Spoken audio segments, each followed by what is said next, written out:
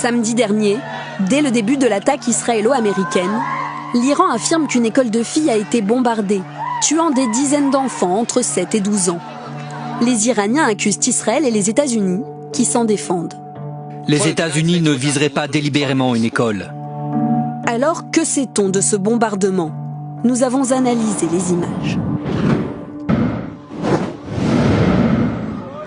Sur cette vidéo amateur, tournée juste après le bombardement, de la fumée s'échappe de ce bâtiment à moitié détruit.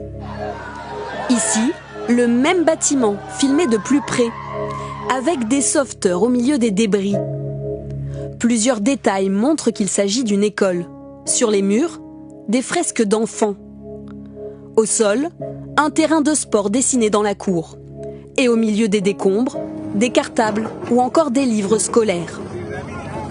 Le bâtiment détruit se trouve au sud de l'Iran, près du détroit d'Ormuz, dans la ville de Minab. Nous l'avons géolocalisé précisément grâce à des images satellites. Il s'agit de cette école. Son nom, Shajareh Tayyebeh. Elle est située juste à côté d'une importante base militaire qui appartient aux gardiens de la Révolution, le bras armé idéologique du régime. Ces nouvelles images satellites prises hier confirment la destruction de l'école, mais aussi celle des structures militaires voisines. En Iran, la semaine scolaire débute le samedi.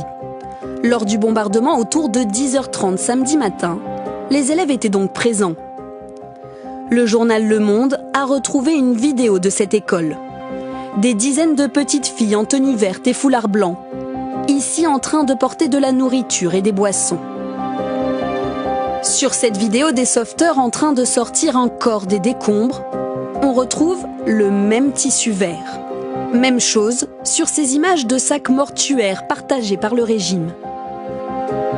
Combien d'écolières ont été tuées dans cette attaque?